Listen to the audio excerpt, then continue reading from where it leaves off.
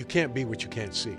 And when you have a mentor who has a role or a profession or a career that's in an area of interest for that young student, and he happens to be Latino, he happens to be Asian American, woman, man, whatever it might be, to see someone that looks like you, that maybe has a similar last name, maybe comes from the same area, it generates that sense of possibilities.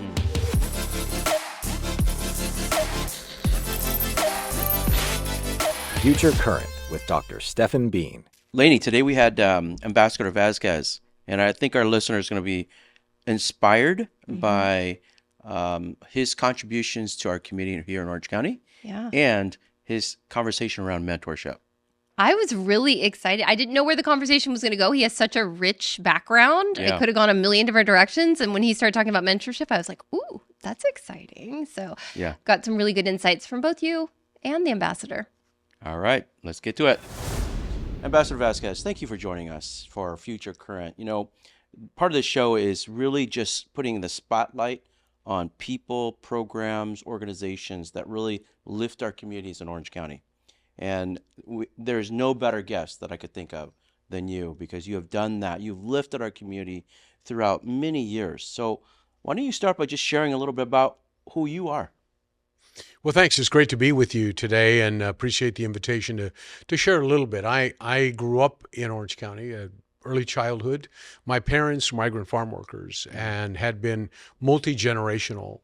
My grandparents, their parents had been migrant farm workers, and anyone who understands the life of the migrant farm worker is that you work throughout the Southwest. You follow the crops, you follow the harvest. It's very, very difficult, very backbreaking work. And at one point, a cousin of my father said, hey, that's pretty backbreaking stuff, and you're going to get older. Maybe you ought to come down and check out this place called Orange County. And so my parents came down from Watsonville, California, and scouted out Orange County, lived here, and said, we have to live here. And we moved when I was a very young child. And I'm proud to say I'm a product of the public school system, Orange Unified School District, where I was able to enjoy a great education, but also grew up in a community and a county where there was a sense of opportunity to be able to grow, to be able to develop, to be able to map out a career that might be fruitful and impactful. So I've been fortunate that over many decades, I've been able to serve at the city, county, state, and federal levels of government. But I also believe that to whom much is given, that much is required or expected. And in the sense that when you're given a voice of influence, a voice of leadership, a voice where you can advocate for those who seek to realize their dreams and hopes and aspirations, there is an obligation almost to be able to be that voice. And I've chosen to take up causes, purposes, and ideas that I believe have had an impact in a positive way to impact the lives, particularly of young people and children. Children have been a high priority for me in the course of my public service career, and it's based tragically on one of the very first homicides that I became familiar with of a very young boy. His name was Todd Rockwood, and he was a victim of abuse and eventually succumbed to beatings and abuse that he took.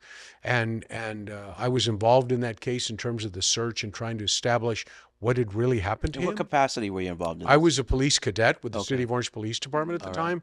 I had never been anywhere near anything that was homicidal. And to see this of a young boy was just tragic beyond words. But it had such an impact on me that I, from that point on, decided that, children deserve a fighting chance. And if I could be an advocate, if I could be a voice of influence to facilitate those opportunities, then I was certainly committed to do so and have done that during the course of my life.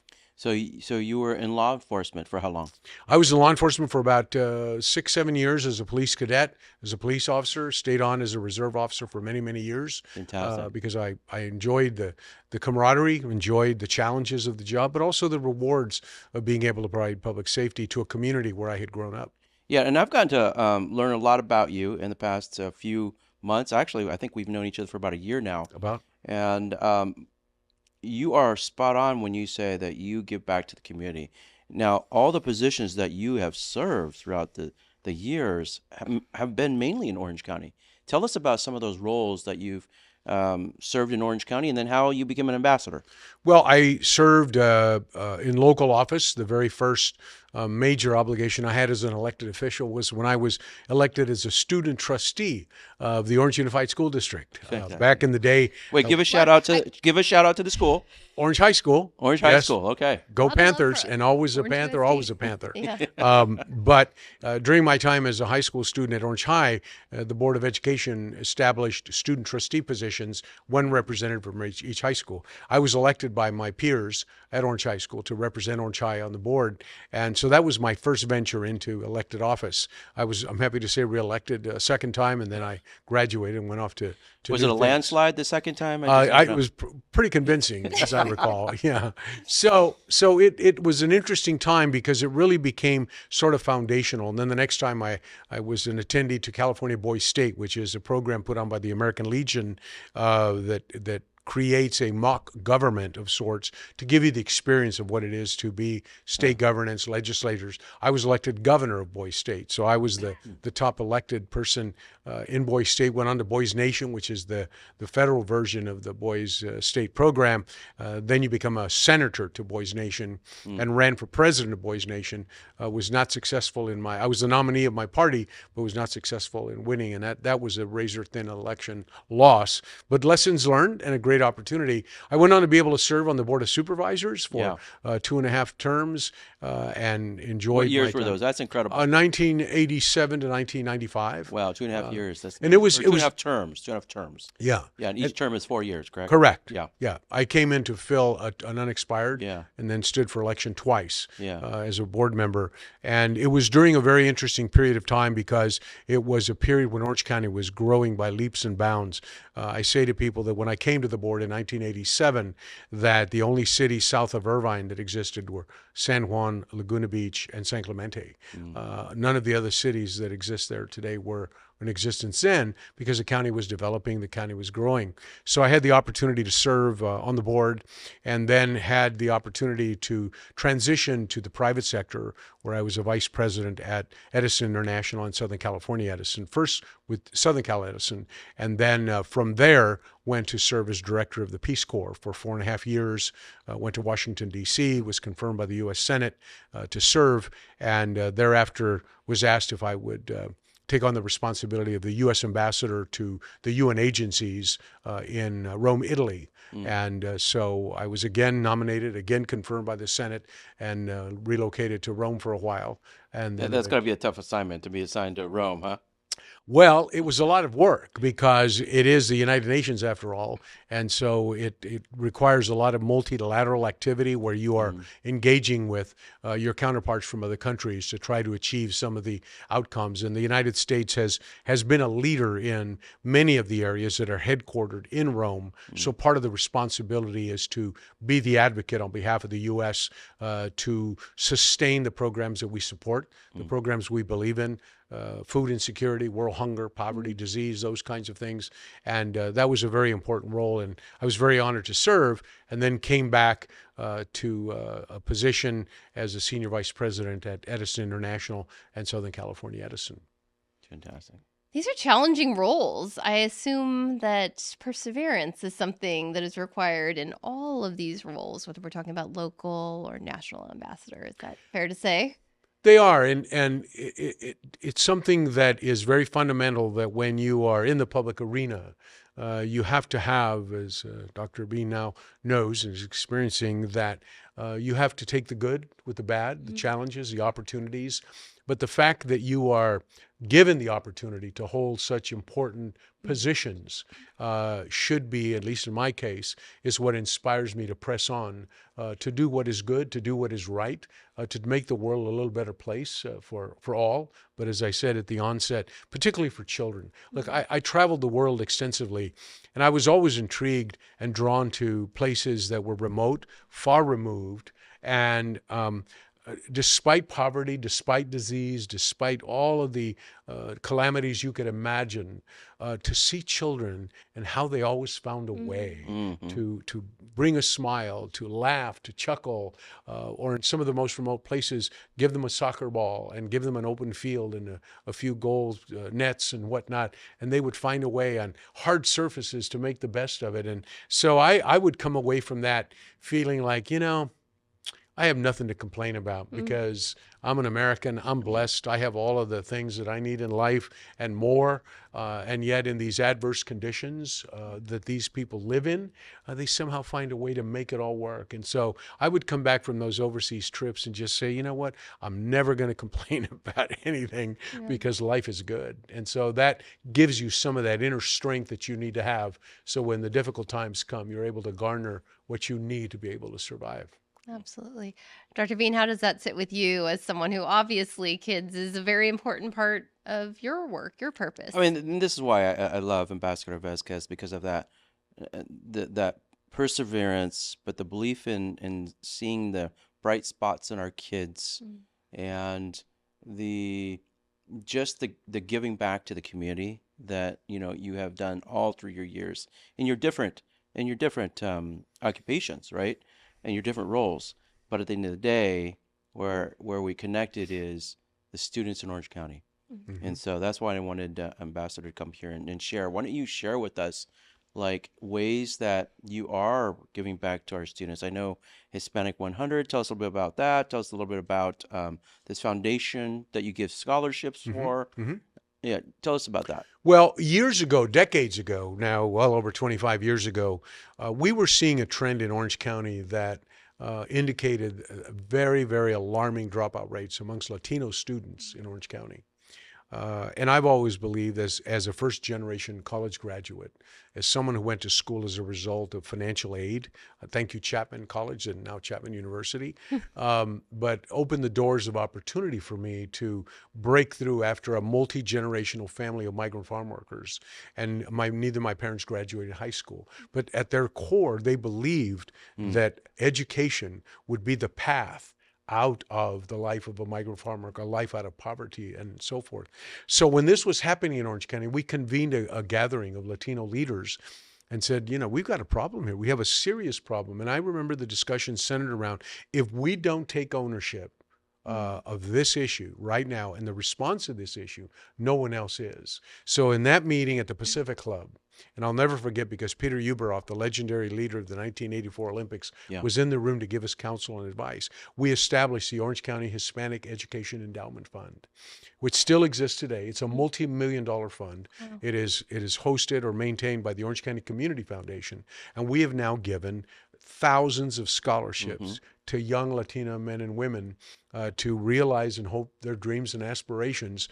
But it took the community, the Hispanic leaders, taking ownership. And then, of course, when we talked about the initial numbers of what should we raise as seed money, I remember some of the people in the meeting were like, what? We've never raised that kind of money before. But the situation demanded a response. And I said, look, if we're going to go and raise money elsewhere, we have to, pardon me putting it this way, we have to put some skin in the game here to show to others that we are committed. If we can't show commitment, how can you go out and ask others to award or give funds to award scholarships? And so the response was tremendous. And 25 plus years later, that fund continues to provide scholarships. Hispanics 100 is another foundation. How do families hear about this so that they can apply for these scholarships? Well, the Orange County Community Foundation has a website where you can go to. You can apply for a scholarship. You come under evaluation depending on it's those goals and aspirations that you have coupled with your academic record. But there are now hundreds if not thousands of alum of the Orange County Hispanic Education Endowment Fund. The Hispanic 100 program is another program that is not only providing scholarships but is also providing another key ingredient to success, and that is mentorships, associating you with mentors. I had many great mentors in my life who inspired me, who motivated me, who encouraged me and gave me this kind of emotional, social sustenance that I needed from time to time. And so that's a critical component. And with a growing Latino population in Orange County, it's more imperative than ever. Yeah, that reminds me of your whole point about mentorship. I know that most all of our listeners can think of that one individual that made a difference in their life, whether they whispered in their ears and said, you can do this, you have this gift. I mean, that reminds me of my 6th grade teacher, right? Mr. Geisinger. I tell that story all the time. He helped me to realize that I had this gift of communication.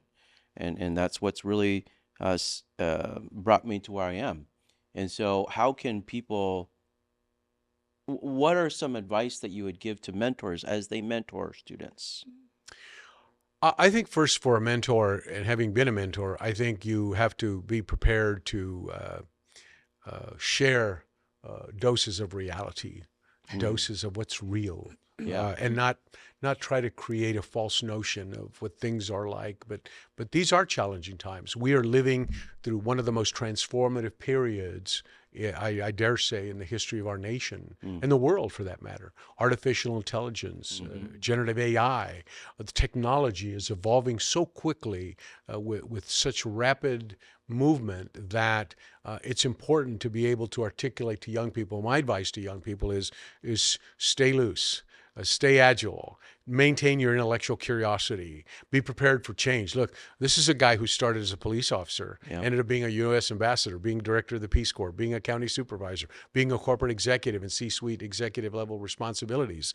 My wife always says I married a cop and then something went terribly wrong because she expected that I would be a police officer, move up through the ranks and, achieve maybe a chief job or something somewhere. But the reality is that adapting to change and understanding and interpreting that change, I think, is going to be very important. As a mentor, I share that with both adult and young people, is stay agile, intellectually adapting to the conditions, socially adapting to circumstances and conditions. The other piece that concerns me is that in the aftermath of the pandemic, with all of the immersion that we have in AI and spending so much time in front of a keyboard and a computer screen, I think it was a couple iterations of the Surgeon General, and I think still today, some are saying that the issue of isolation and loneliness in America is at an epidemic level. Yeah. And so it's critically important that... And mental health issues, it trails that. All of that. Yeah. And so we have to find ways to ensure that we maintain some social interaction with people who can help us map the course or chart the course for where we want to go with our lives and our careers. So I think mentorships are more important than ever, but encouraging people to get out there and not be afraid to take the chances, to take the risks that are needed in this very, very transformative period is going to be an imperative. Something you said when you were talking about mentorship, about sharing the reality, and then you started talking about AI, and I thought, oh, wow, if your mentor is AI, you might not be getting the reality check that you need, right? Because AI tends to make us happy. It wants to make us happy. So, Dr. Bean, I'm curious, what thoughts do you have on mentorship? Like, what are some things that you would advise others who are lifting the people around them? What Ambassador Vasquez said was very important. I didn't really even think about this, is that now more than ever, our kids need mentorships and mentors. They need the human relational component. They need the soft skills development. I don't think AI can do that for them. Neither can this phone. And so I appreciate you actually helping me to critically think about that piece so that we can get mentors in front of... We serve at the Orange County Department of Education the most vulnerable kids in our community through access. These are alternative education setting where they may not necessarily be making it at their traditional district, so they'll be sent to us for just an alternative pathway. I think we need to up our game on mentoring them and providing them those soft skills so that they can connect with human beings in the workforce. So I love what you said about that AI can't do that for us. Well, somebody once said, you can't be what you can't see. And when you have a mentor who has a role or a profession or a career that's in an area of interest for that young student, and he happens to be Latino, he happens to be Asian American, woman, man, whatever it might be, to see someone that looks like you, that maybe has a similar last name, maybe comes from the same area, it generates that sense of possibilities. And that's part of the mentorship too, is that when you see someone, and I remember growing up, I mean, the number of when I was a county supervisor, there were a total of 2 county supervisors in California. Charlie Santana, God bless his soul, from Alameda County, and Gaddi Vasquez. And he called me one day, he says, "We need to form a caucus." I said, "Okay, there's 2 of us." And today there are dozens. I don't have the exact number, but dozens. But the point is that when you are that trailblazer, the first Hispanic American to head the Peace Corps, the first Hispanic American to hold the ambassadorship that I was privileged to hold, the first person of color to be elected to the Orange County Board of Supervisors. These are all trailblazing moments, but with it come responsibilities, and responsibilities that are hopefully impressive, impact the young lives who are watching, who are listening. Dr. Bean has a critical responsibility. I've had critical responsibilities where people are watching us to see, okay, let's see how this plays out, because if he does well, then maybe there's a chance that I might be able to do that job as well. That's an excellent point. I mean, they are looking for people that look like them, right? And have same values or culture. And when they see a person like Ambassador Vasquez, who has been successful in his whole career, then they get motivated to do that. And I think that's partly why we both do this work, right? It's just to set an example and role model for our students. It's a great point. And Orange County, we're blessed to live in an amazing place. I tell people I have traveled the world, I have traveled the nation, and this is a very unique place. It's a very special place. Yeah. One where we are a center of innovation. We have some of the greatest universities in America here. We're seeing growth of biotech technology all across. There's big venture capital being invested here in different entities, and a lot of R&D going on that is very, very positive. And so we need to seize on that climate of opportunity, of vision, and being able to embrace the. I listened to Palmer Luckey the other day, who heads up Anduril, who designed and invented the Oculus system, which he sold for quite a. It's all public information, so I think he has said it. I know he has said it. But my point is that you see someone who's in his early 30s. I think he's 32 years of age. Can you imagine? The young people who are looking at someone like that and saying, "Wow, if he can do it, I might be able to do that too." And this is Orange County. Yeah, but to piggyback on what you're saying, it's not just these large businesses or industries. Orange County also has thousands of small businesses. Absolutely. And so many of our students can see themselves in one of those potential businesses.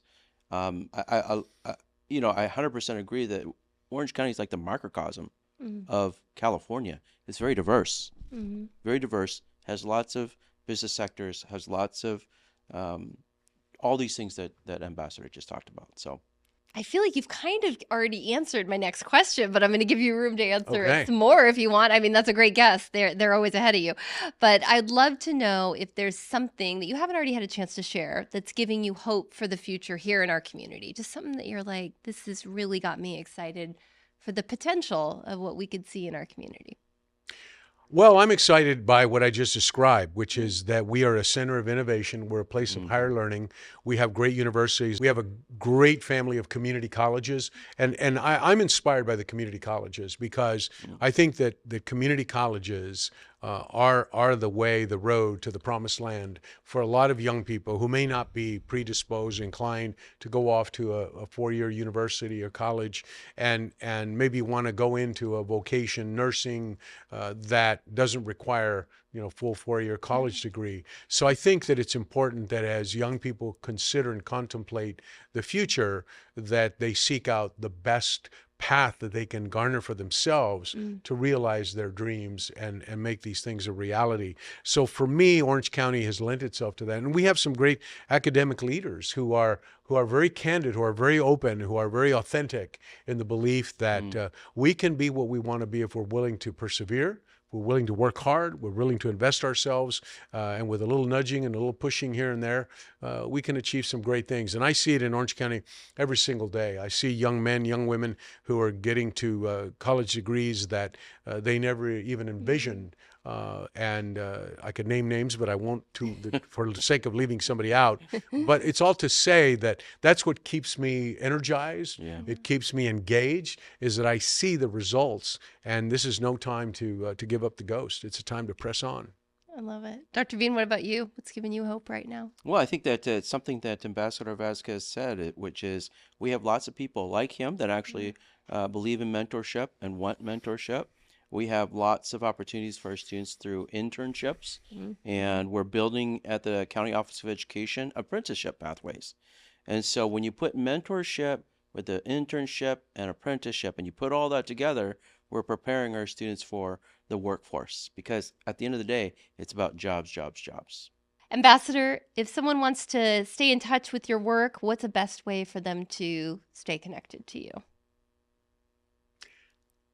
Well, I'm not in a position to give out that contact information. I will be. We would like your phone number, your email address, the last four of your social, your birthday. No, I'm just kidding. But if there's somewhere that they can go to learn more about you, do you have a website? I don't have a website, but Wikipedia. And the reason I don't is that you can find all kinds of information on the internet that's readily available to the public. How about an email? How about if the public has questions about the scholarship or mentorship, where could they go? They could go to the Orange County Hispanic Education Endowment Fund, because there is a website. What is that website? Through the Orange County Community Foundation. Okay. I don't have it right off the top of my head in terms of the... We can put it in the show notes. No worries. We'll put it in the show notes. But Orange County Community Foundation can be the conduit or the contact point that leads you to the Hispanic Education Endowment Fund. And I know the Hispanics 100 also has a website here in Orange County. Yeah, perfect. Thank you for coming today. We're honored and privileged that you would take your time today to really share the great work that you've done on behalf of our students. So thank you for coming. My pleasure. My honor. Thank you. Thank you, Ambassador. Thank you for listening to Future Current, a podcast from the Orange County Department of Education. If you enjoyed this conversation, please follow, rate, and review Future Current on your favorite podcast platform. The opinions expressed by guests on this podcast are their own and do not necessarily reflect the views or positions of the Orange County Department of Education, its leadership, or staff. To learn more about the programs and people shaping the future of Orange County, visit ocde.us.